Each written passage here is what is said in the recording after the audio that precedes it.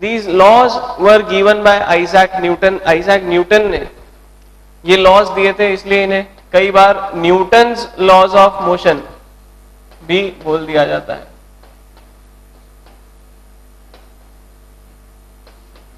ठीक है, इन्हें कई बार न्यूटन्स लॉज ऑफ मोशन भी बोल दिया जाता है इस वजह से। ठीक है, नाउ स्लाइटली हम रिकॉल कर लें कि क्या क्या हमने पढ़ा था। हमने सबसे पहले ये बताया था कि what is force. Force is a push, pull और hitting action which has a tendency to change the state of motion of any object। ठीक है, वो पुश हो सकता है, पुल हो सकता है, या कोई हिटिंग एक्शन हो सकता है, which will have a tendency। जरूरी नहीं है कि वो हमेशा स्टेट ऑफ मोशन चेंज कर दे। जैसे अगर हम इस वॉल को, इस बोर्ड को धक्का देना चाहेंगे तो ये मूव नहीं होगा, इसका स्टेट ऑफ मोशन चेंज नहीं होगा, ये रेस्ट पर है तो रेस्ट पर ही रहेगा। ठीक है, पर अगर कोई हम एक हल्का ऑब्जेक्ट लें, ठीक है, टेबल पर एक बुक रखी है, बुक को अगर हम पुश करें या पुल करें तो उसका स्टेट ऑफ मोशन चेंज होगा। ठीक है, वो पहले रेस्ट पर थी और बाद में मोशन में आ जाएगी।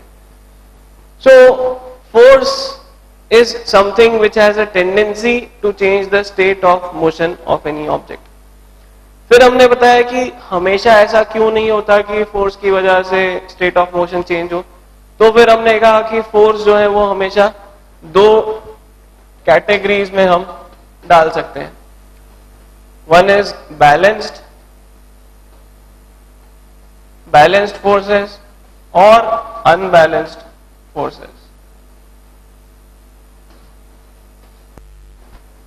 ठीक है, बैलेंस्ड फोर्सेस और अनबैलेंस्ड फोर्सेस। बैलेंस्ड फोर्सेस में हमने कहा in case of balanced forces there are always equal and opposite forces. या तो ऐसा हो कि एक तरफ से कोई पुश कर रहा है और दूसरी तरफ से भी कोई उतने ही फोर्स के साथ, उतने ही ज्यादा मैग्नीट्यूड के साथ पुश कर रहा है, या फिर ऐसा हो सकता है कि यहीं से कोई पुश कर रहा है और यहीं से कोई पुल भी कर रहा है। ठीक है, इसके लिए फिर हमने एग्जांपल्स लिए थे। टग ऑफ वॉर का एग्जांपल लिया था जिसमें एक रोप को एक टीम एक साइड खींचती है, दूसरी टीम दूसरी साइड खींचती है, और जब तक कोई एक टीम ज्यादा पुलिंग फोर्स एक्सर्ट नहीं करती है तब तक वहां पर वो रोप मूव नहीं करती है, वैसी की वैसी रहती है। ठीक है, और भी फिर हमने जो केसेस लिए थे, अगर एक हैवी ऑब्जेक्ट जैसे जो टेबल वहां लगी हुई है उसको अगर हम पुश करते हैं तो वो इतनी इजीली मूव नहीं करती, दो तीन लोग मिलके जब उसको पुश करते हैं तो वो मूव करती है।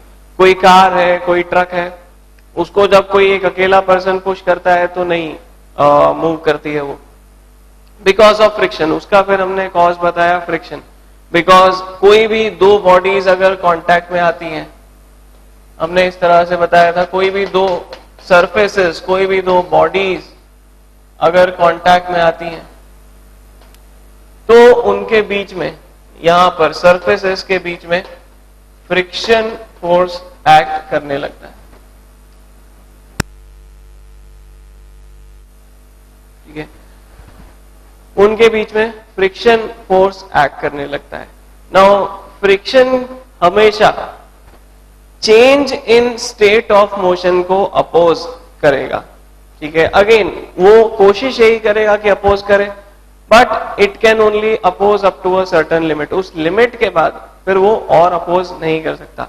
जैसे हमने जो एग्जांपल लिया था, कार को एक सिंगल पर्सन पुश कर रहा है तो हो सकता है वो ना मूव करे, दो लोग पुश कर रहे हैं हो सकता है ना मूव करे, लेकिन जब तीन लोग करने लग जाएंगे तो हो सकता है वो मूव करने लग जाए, बिकॉज तीन लोगों का फोर्स मिलके इस फ्रिक्शन फोर्स को ओवरकम कर लेगा। बट एक सिंगल पर्सन जो है वो इस फ्रिक्शन को शायद ओवरकम नहीं कर पाएगा। ठीक है, सो इन दैट केस जब वो कार मूव नहीं कर रही थी तब जो फोर्सेस थे वो बैलेंस्ड फोर्सेस थे। ठीक है, बैलेंस्ड फोर्सेस का कॉन्सिक्वेंस हमने बताया था, whenever there will be balanced forces there will be no change in state of motion. ठीक है, बॉडी के स्टेट ऑफ मोशन में कोई चेंज नहीं होगा। अगर वो रेस्ट में है तो रेस्ट पे ही रहेगी, अगर वो यूनिफॉर्म मोशन कर रही है तो यूनिफॉर्म मोशन ही करते रहेगी।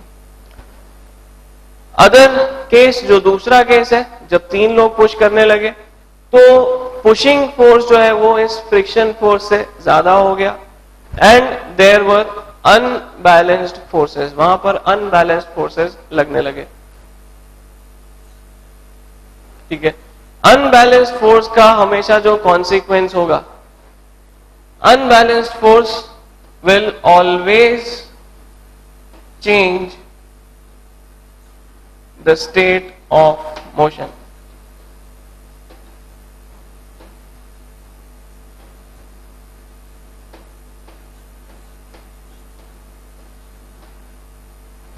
जबकि बैलेंस में हम बोल रहे हैं इट डज नॉट चेंज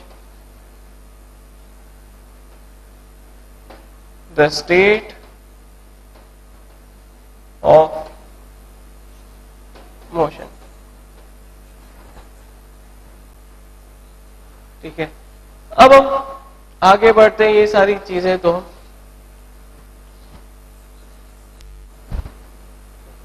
पहले भी कर चुके थे, डिस्कस कर चुके थे, डिटेल में पढ़ चुके थे। और अब हम आगे बढ़ते हैं, फाइनली हम लॉज ऑफ मोशन पर आते हैं, या जिनको हम न्यूटन्स लॉज ऑफ मोशन बोलते हैं उस पर आते हैं। ठीक है, now there are 3 laws of motion.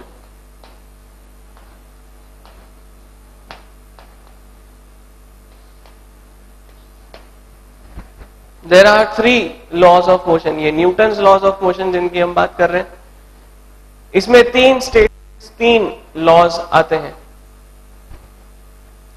इन तीनों लॉज को एक एक करके हम पढ़ेंगे, एनालाइज करेंगे, डिटेल में समझेंगे। और तीनों को हम simply first law of motion, second law of motion, third law of motion इस तरह से बोल देते हैं। सो फर्स्ट, सबसे पहले जो है हम फर्स्ट लॉ ऑफ मोशन लेंगे। ठीक है, सबसे पहले जो हम लेंगे वो Newton's first law of motion.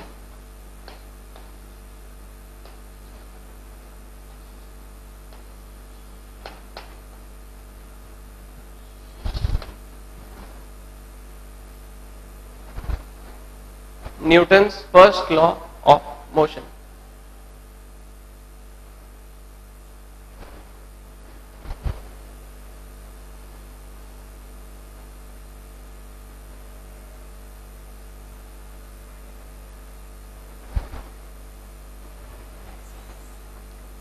ठीक है, now Newton's first law of motion was based on some experiments। कुछ एक्सपेरिमेंट्स देखने के बाद न्यूटन ने अपना फर्स्ट लॉ दिया था, फर्स्ट लॉ डिफाइन किया था। What were the experiments? जो एक्सपेरिमेंट्स थे वो एक दूसरे साइंटिस्ट ने कुछ एक्सपेरिमेंट्स जो किए थे, उन्हीं एक्सपेरिमेंट्स को देखकर एनालाइज करके न्यूटन ने ये अपने लॉज का फर्स्ट लॉ दिया था। फर्स्ट लॉ का जो इंस्पिरेशन हम बोल सकते हैं एक तरह से, वो कुछ एक्सपेरिमेंट्स के बेसिस पर न्यूटन को मिला था। ठीक है, सो यहां पर जो एक्सपेरिमेंट्स हैं वो गैलीलियो द्वारा किए गए थे। Galileo's inclined plane experiments.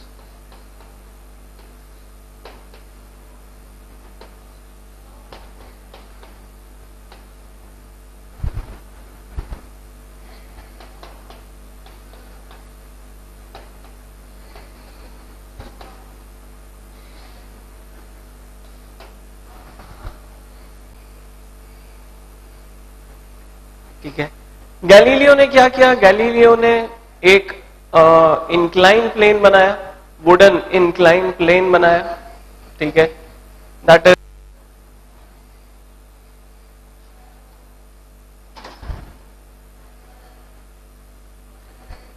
Something like this, इस तरह का एक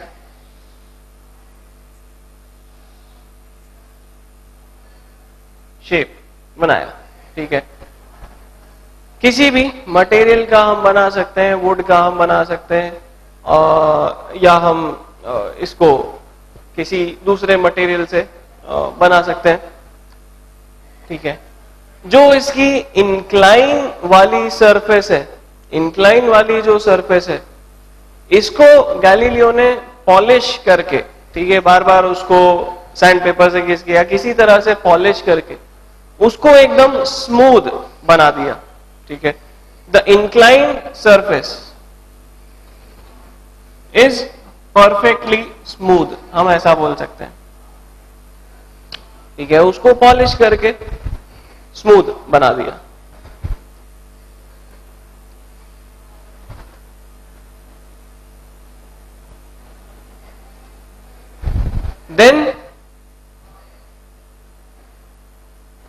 then what Galileo did, Galileo ने एक मार्बल लिया, ठीक है, जो कंचा जिसको हम बोलते हैं मार्बल, ग्लास मार्बल लिया एक, ठीक है। नाउ मार्बल जो होता है वो भी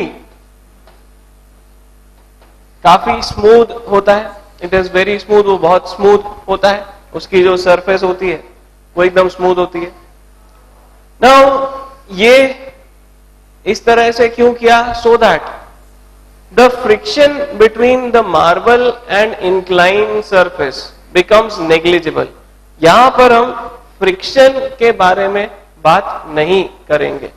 वील अज्यूम दैट फ्रिक्शन, ठीक है, यहां पर हम बोल सकते हैं this is our assumption that friction between marble and inclined surface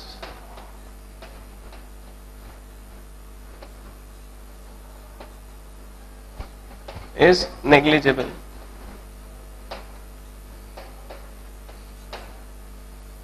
Friction between marble and the inclined surface is negligible, ठीक है। अब जैसे ही गैलीलियो ने इस मार्बल को इस इंक्लाइन सरफेस के बिल्कुल टॉप मोस्ट पॉइंट पर ऊपर से जब छोड़ा, यहां पर ले जाकर जैसे ही रिलीज किया, छोड़ दिया, तो ये मार्बल तेजी से नीचे जाने लगेगा। ये मार्बल जो है तेजी से नीचे की तरफ जाने लगेगा।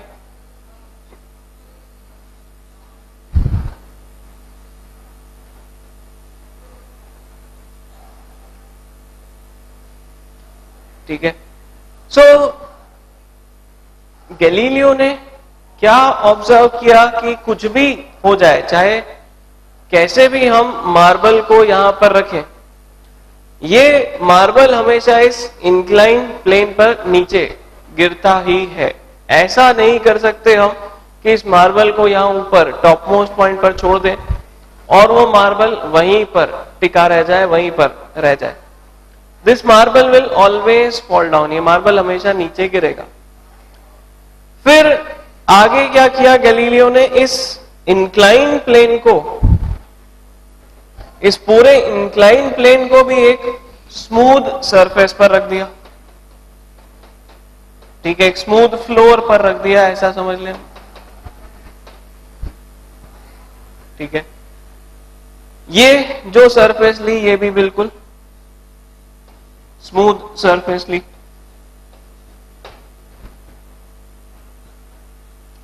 अब जैसे ही मार्बल यहां पर पहुंचा,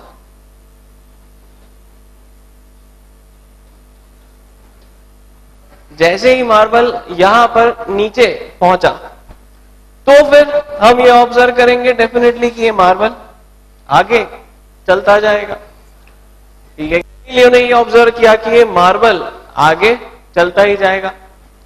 अगर हमने फ्लोर पर, एक स्मूथ फ्लोर पर इस मार्बल को रोल किया या इस तरह से इंक्लाइन प्लेन से नीचे गिराया, तो हम देखेंगे वो मार्बल आगे चलता ही जाएगा, चलता ही जाएगा, वो कहीं पर जाकर रुकेगा नहीं, वो आगे बढ़ता ही जाएगा, ठीक है।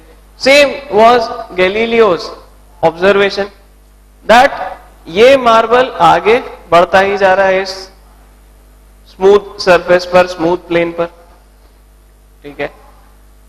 इसको रोकने वाला कोई नहीं है। जैसा हमने बोला, अगर हम फ्रिक्शन को हटा दें, अगर हम ऐसा मान लें कि फ्रिक्शन नहीं लग रहा है, तो डेफिनेटली इस पर फोर्स लगाने वाला कोई नहीं है, इसको रोकने वाला कोई नहीं है, ठीक है, और ये मार्बल आगे चलता ही जाएगा, ठीक है।